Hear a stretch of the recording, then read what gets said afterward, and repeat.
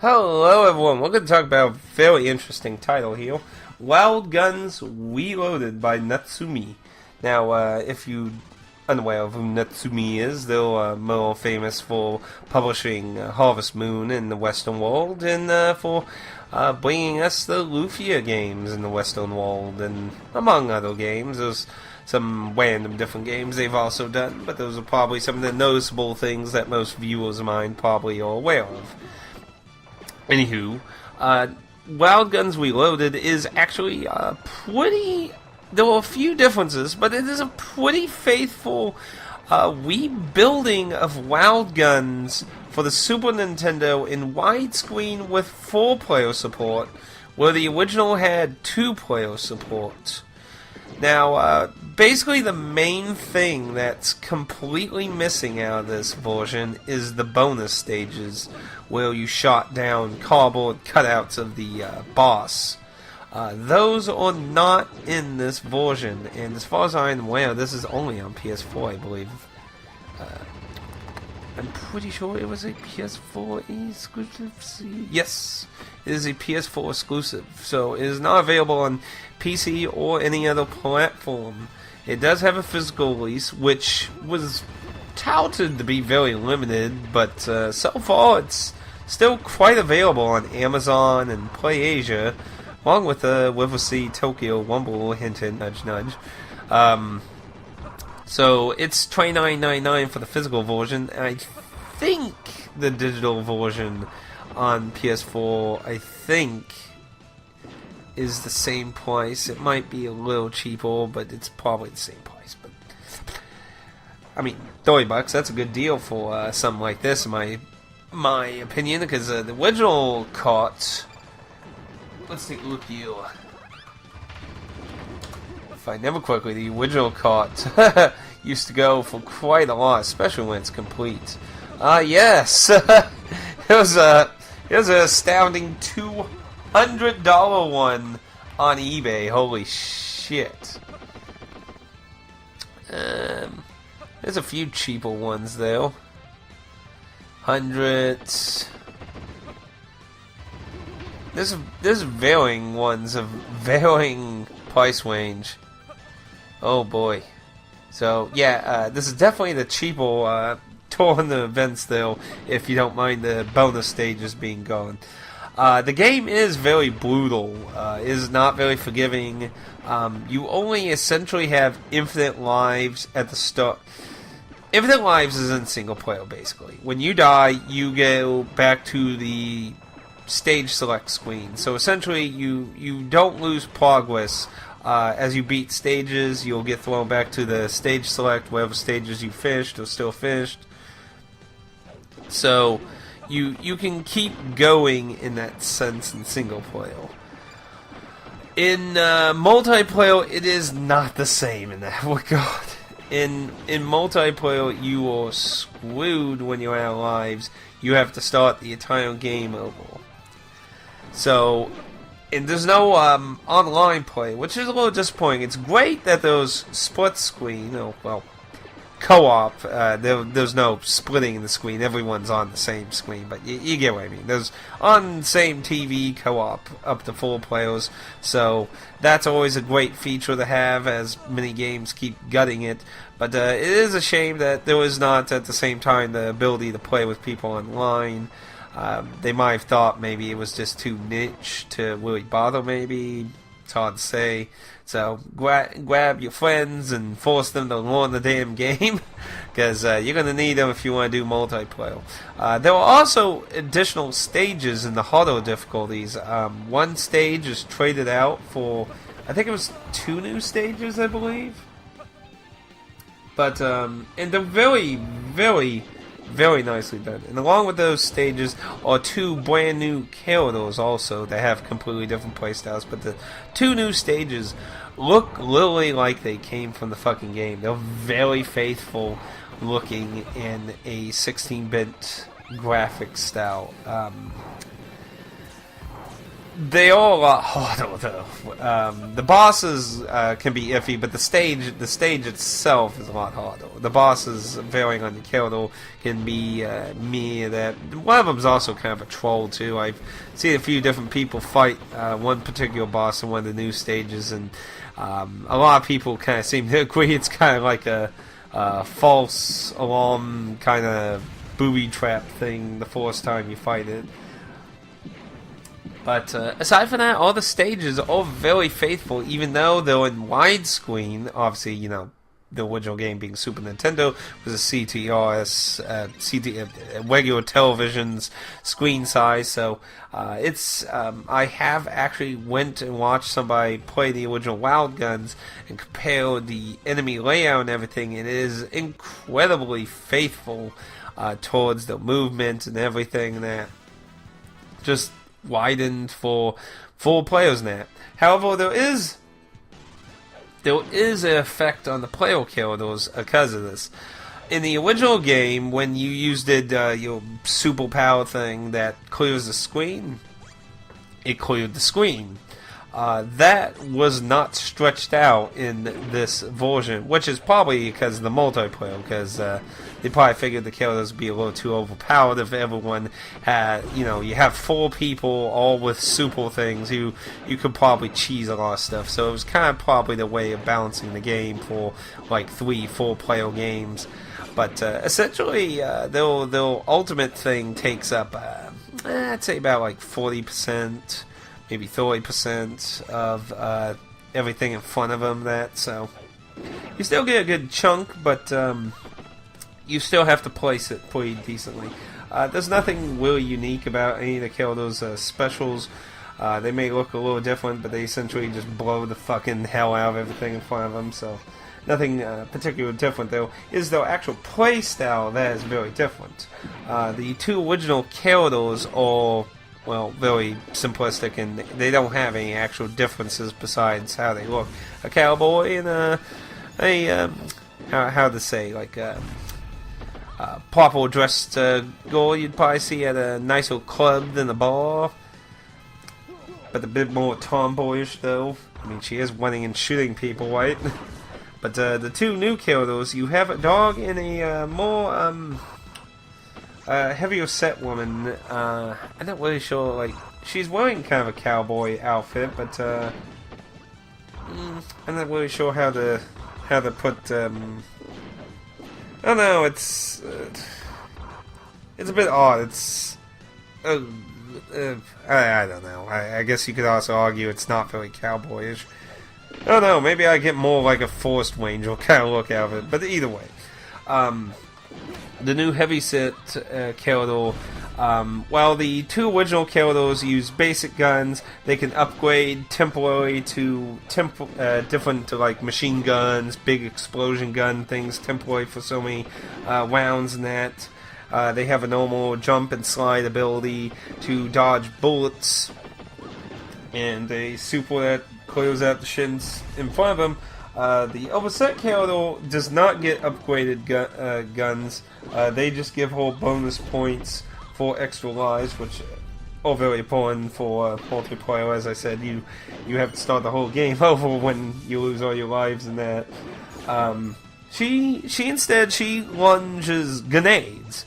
What's interesting about her playstyle is she can like charge them up and throw multiple in a location, and this can do some heavy damage, but I find using this character in a single player sense is really difficult for the main problem. When the other characters dodge sideways, similar to like Dark Souls, you have invincibility frames. She does not have invincibility frames. You cannot dodge through shit. You have to legitimately not touch anything. Now, you can shoot a good portion of bullets, though there are some attacks that you can't stop by shooting them, but there are attacks, a lot of regular bullets you can shoot, and she has a special when she jumps, she can punch downward that can clear out some stuff in front of her, and it's also how she takes care of the melee people that come up screen. The other new character, which is a dog, he or she, I don't think the game really specifically says whether it's a he or she, or the dog, whatever. He, without getting into gender politics here, people. Anyway, the dog has a robot. The dog is the target. The dog really makes me feel like I'm playing a bullet hell game. I also find the dog's probably an easier character for people to get a better grasp of the game with before any of the other characters. The dog is the target what the enemies need to hit to damage you, but the robot is your entire attack set, and the robot can be stunned by bullets, but the robot being hit does not make you lose health or life. It is your robot that does all the attacking, while you have to focus on the dog surviving. The dog also does not have a jump, really.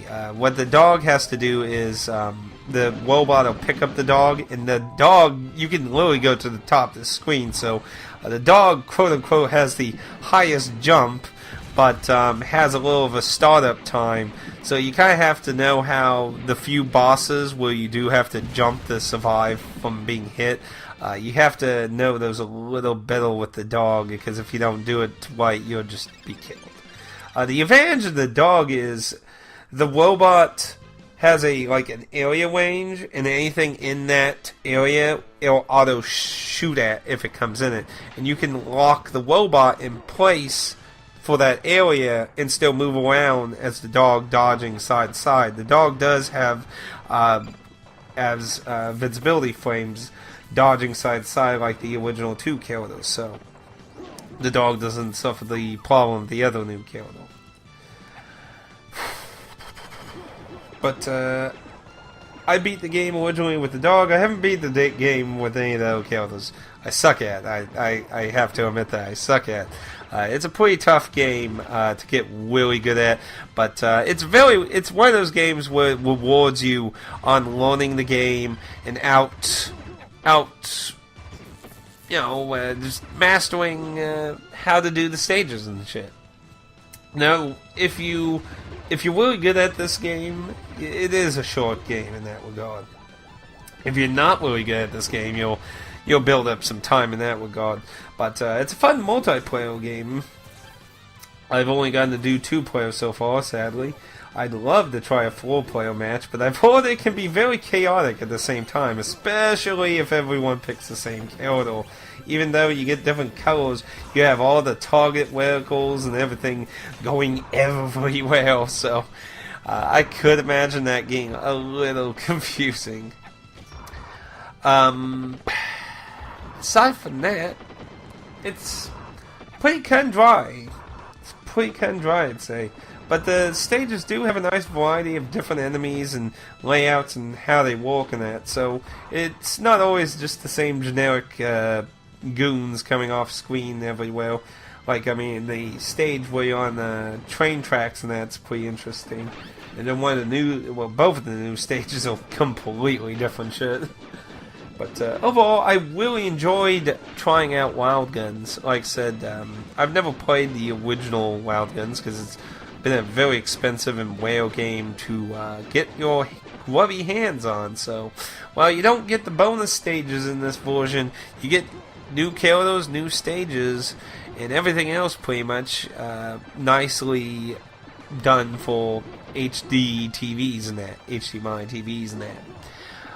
Looks very faithful and good. I wouldn't have mind having the bonus stages. As far as I understand, they have not actually commented on why the bonus stages aren't in the game. That is a little confusing. My only real thought is they didn't want full-player games getting so many extra lives, but the thing I think odd that why not just leave them in for the single player or something. I don't know why they really did that, but what can you do? What can you do? I definitely recommend this game. It's a great price for a game that's really hard to get your fucking hands on. A game that usually sells around $100 for the Super Nintendo for $30 on the PS4 with bonus stages being basically the only thing missing, I think it's a pretty good price to get to experience this very, well, unique type of gameplay style. There's only a few games that play in this kind of, you're in the foreground and everything else is in the background kind of thing, running around side to side. There aren't a lot of games. There are some, but not a lot like it. It's very fun. I enjoy it. I definitely recommend it. I really wish I had some online though, because a lot of my friends, personal friends, moved away to different distances. Like Aaron's the closest person. He's like 40 minutes away. Well, no, it's more like an hour, really. Yeah, it's more like an hour unless I go really fast, actually. But and most other people went to different states for schools and stuff and that, so, you know, a lot of my friends are all online. Old friends are online, and newer friends are all online because a lot of them don't even live here. So, it's a bit of a shame in that regard, but if you have a PS4, you have a lot of friends, I can see a lot of fun out of this game. Especially trying out some of the harder modes, trying to challenge yourself some more. The only thing that I kind of like, I don't mind the more challenging way, because I do think it's not too bad with the single player, just making you restart stage that stages, or going back to the stage select if you lose all your lives there. But with the multiplayer, it sucks for the multiplayer is you have remastered music in this. If you want the retro music, you have to play one of the harder modes. I can't remember off the top of my head which one. And on top of that, there was supposedly, I have not seen this, this is supposedly also in the Wild Guns on the Super Nintendo version, a slightly different ending screen if you play the hardest mode and don't die or something like that. I haven't seen that for this version, so I'm not 100% sure if that's in here, but I've heard about that. And there are some alternate colors for the characters you can get for playing through the game, so a lot of unlockables kind of have a high difficulty unlocking, but overall I really like it. It challenges you, it doesn't hold your hand, and it gives you a way to experience the full game, while in multiplayer you all need to get good. Overall, I really recommend it. I really do. I think it's a very good game. If you have a PS4, don't pass up this, because once it's sold out, I wouldn't be surprised if it starts going up, unless they print a lot of copies, which, I mean, when they were announcing it, they didn't make it sound like there were going to be a lot, but so far they're still available since it's came out. And River City Tokyo Rumble, which also came out even before that, it's also still available, so not sure if maybe they just hyped it in that regard, but either way, I wouldn't take any chances. $30 in my opinion. Very good price. Anyway, if you have any questions or anything, please leave a comment down below. Thank you for watching, and may I see you next time on the Proving Grounds. In the Wild Wild West, praise the sun. 私の作った